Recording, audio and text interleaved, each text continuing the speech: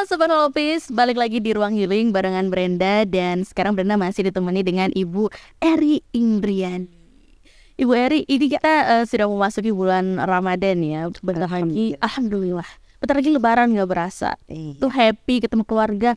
Tapi ada satu yang bikin deg-degser gitu saat Lebaran mau ketemu keluarga. Pertanyaan-pertanyaan haram.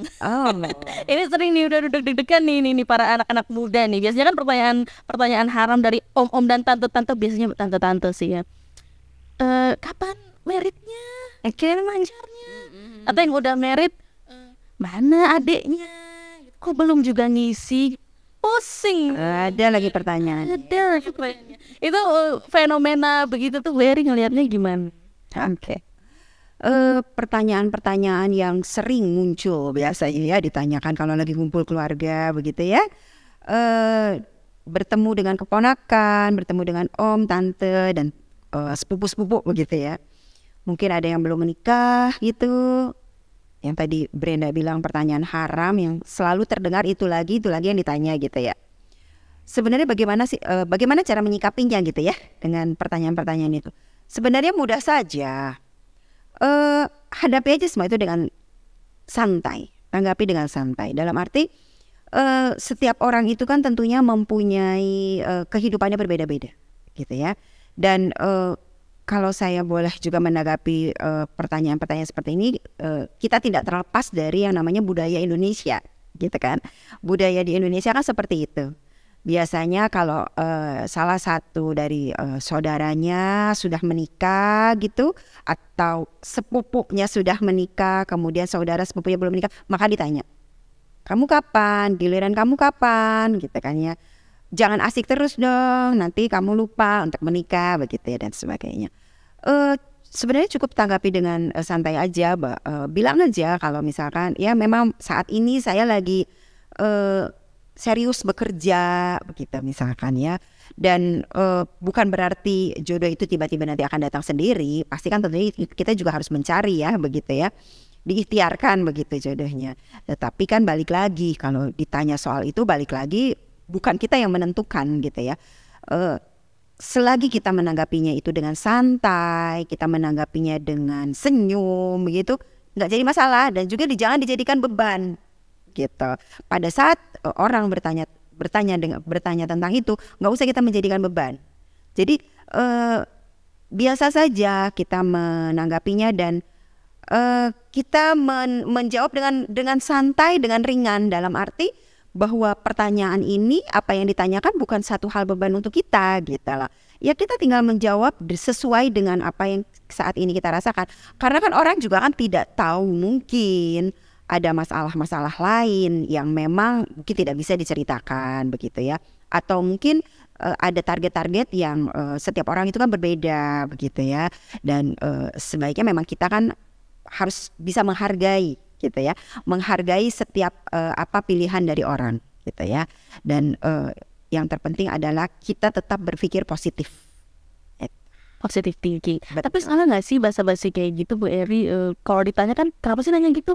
Kan kita cuma mau yang terbaik, atau kan kita cuma mau tahu kabar. Salah nggak sih nanya gitu sebenarnya ke teman atau ke keluarga? Sebenarnya sih enggak juga ya. Sebenarnya enggak juga. Yang mungkin yang kalau enggak salah juga. Yang menjadi salah itu kalau pertanyaan itu akhirnya menimbulkan amarah gitu ya. Menimbulkan jadinya orang itu tidak nyaman, terus akhirnya menjadi konflik begitu ya.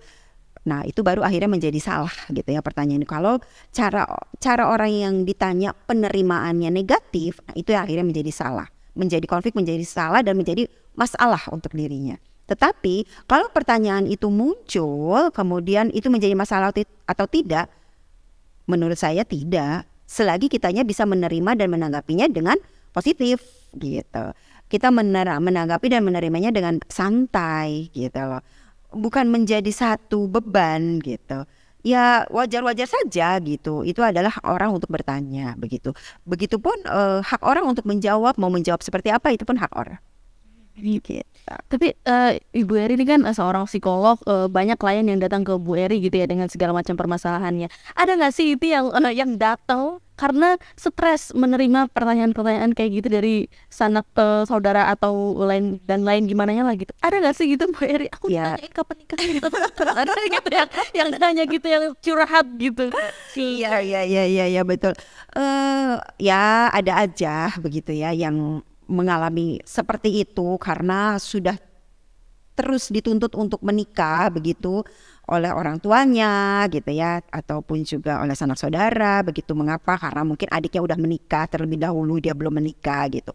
Balik lagi sih, lagi-lagi ya itu adalah pilihan gitu ya, pilihan dalam arti yang namanya jodoh itu kan kita juga kan tidak bisa mengatur ya gitu. Maksudnya setiap orang pasti tentu memiliki target dalam hidupnya gitu. Tidak ada orang yang tidak ingin untuk menikah gitu pastinya ya. Hanya saja mungkin belum sampai, belum saatnya bertemu dengan jodohnya begitu. Dan kalau semua itu bisa dialihkan dengan hal-hal yang positif, itu nggak menjadi satu masalah buat dirinya gitu. Dan memang wajar kalau misalkan orang tua bertanya terkait itu karena kan faktor-faktor lain yang membuat orang tua itu menjadi bertanya. Salah satunya lagi-lagi yang tadi saya katakan bahwa ini adalah merupakan budaya gitu ya. Budaya orang Indonesia kan seperti itu ya. Kalau belum nikah ditanya kapan nikah gitu. Sudah menikah belum punya anak ditanya lagi. Kok belum punya anak gitu kan ya. Kapan punya anak gitu. Nah, pertanyaan-pertanyaan seperti itu yang kadang gitu ya membuat orang itu menjadi sensitif gitu. Apalagi misalkan ditanyakan hal-hal itu pada saat kondisi lelah gitu ya, atau kondisi sedang lelah, kondisi sedang tidak mood gitu ya. Nah, ditambah pertanyaan-pertanyaan yang menurutnya itu pertanyaan yang aduh udah deh saya capek mendengar pertanyaan ini, saya nggak mau dengar lagi deh pertanyaan ini gitu. Saya sudah sering kali nih ditanya soal ini gitu ya. Nah, itu yang akhirnya kadang menyebabkan jadinya konflik atau menjadi sebel dengan pertanyaan ini, dan yang akhirnya menimbulkan bahwa inilah pertanyaan yang haram yang saya dengar gitu kan ya. Nah, sebenarnya kalau semua itu kita menerimanya dalam kondisi keadaan emosional kita sedang baik begitu, kondisi kita pun sedang nyaman, kita sedang tidak dalam keadaan lelah begitu, baik-baik saja, oke-oke saja gitu menerima pertanyaan-pertanyaan itu yang kita bisa menjawabnya dengan santai dan kita bisa menjawabnya dengan apa adanya begitu ya. Dan juga yang tadi Brenda tanyakan juga terkait dengan kok sudah menikah belum punya anak gitu ya, belum punya anak loh. Itu kan sudah masuk kepada pertanyaan di luar kemampuannya manusia begitu ya. Kalau masalah kapan kita diberikan keturunan itu kan sudah di luar wewenangnya manusia gitu ya. Nah, kalau pertanyaan-pertanyaan itu muncul pasti akan sedih didengar oleh orang yang ditanya itu. Saya bisa mengerti dan memahami hal itu begitu ya, karena itu semua bukan kehendak atau keinginannya individu ini sendiri gitu, atau orang itu sendiri gitu ya. Karena tentunya semua itu pasti akan ada dan semua itu sudah dipersiapkan bila sudah waktunya begitu. Jadi ya tanggapi saja dengan santai, tanggapi saja dengan rileks gitu ya, sehingga akan memunculkan perasaan positif untuk kita. Ya anggap saja itu adalah salah satu cara atau bentuk perhatian orang tua ataupun saudara-saudara kepada kita gitu, kepedulian mereka gitu. Dan kita tidak menanggapi atau kita tidak langsung berpikir negatif gitu, agar kita pun menjadi lebih positif gitu. Kita tidak berpikir lagi negatif dengan pertanyaan-pertanyaan itu. Kalaupun pertanyaan-pertanyaan itu sudah sering muncul lagi, nanti kita bisa menanggapinya lebih santai lagi, lebih ringan lagi, dan menjadi satu bahan lelucon untuk diri kita, karena kita selalu ditanya misalkan gitu. Sebelum mereka bertanya nanti kita duluan deh yang akhirnya kita memberikan informasi begitu, bisa seperti itu misalkan. Intinya adalah bagaimana kita mengemas semua itu dengan positif.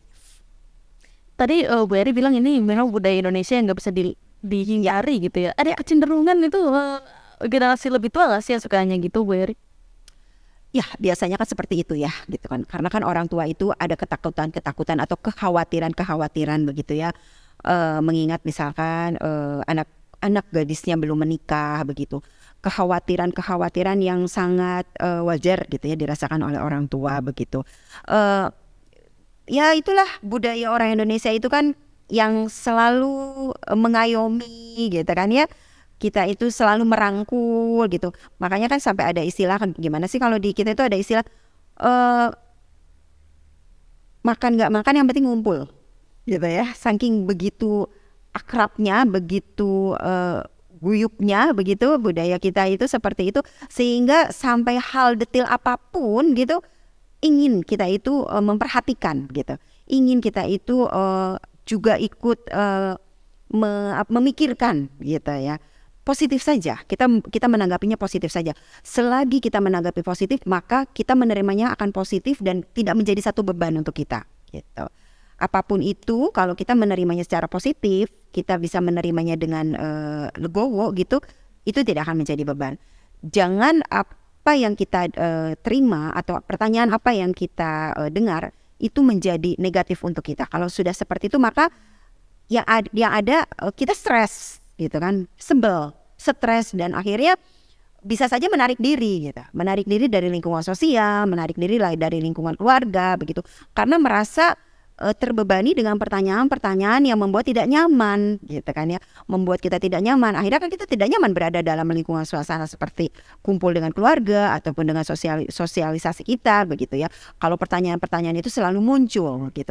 Tetapi sebanyak-banyaknya pertanyaan itu muncul, kalau kita bisa menerima atau kita menanggapinya dengan positif, sebanyak pertanyaan itu pula dan sepositif itu pula kita akan menerimanya. Menanggapi secara positif, karena kita juga nggak bisa ngontrol pertanyaan tante nanti. Jadi ini persiapan lebaran nih. Kita yang harus menjaga gitu ya. Terakhir ini Bu Eri, untuk para generasi muda milenial yang mau siap-siap nih lebaran, atau ingin bertanya gitu biar agak sakit hati, gak bikin orang sakit hati, ada gak sih Bu Eri tips-tips basa-basi yang gak basi gitu, basa-basi yang gak bikin sakit hati kan, biar mental health-nya terjaga, menyenangkan gitu ya. Banyak sekali pertanyaannya. Wah, yang saya banyak sekali. Wah, lama gak ketemu, kamu sekarang kok semakin oke ya, sepertinya sekarang kamu semakin aktif, kamu semakin sibuk dengan pekerjaan kamu, dan kamu semakin kreatif, semakin maju gitu ya. Banyak sekali pertanyaan-pertanyaan yang bisa dilontarkan begitu. Lama nggak ketemu nih gitu ya, lama nggak ketemu, lama nggak berkomunikasi. Misalnya, wah kamu sekarang ternyata semakin cemerlang ya karir kamu begitu, atau kamu sekarang sepertinya semakin baik ya, semakin fokus dengan karir kamu begitu kan ya. Atau juga misalkan, wah lama tidak terdengar, lama nggak ketemu, sekarang ketemu kamu sudah menjadi orang yang semakin sukses.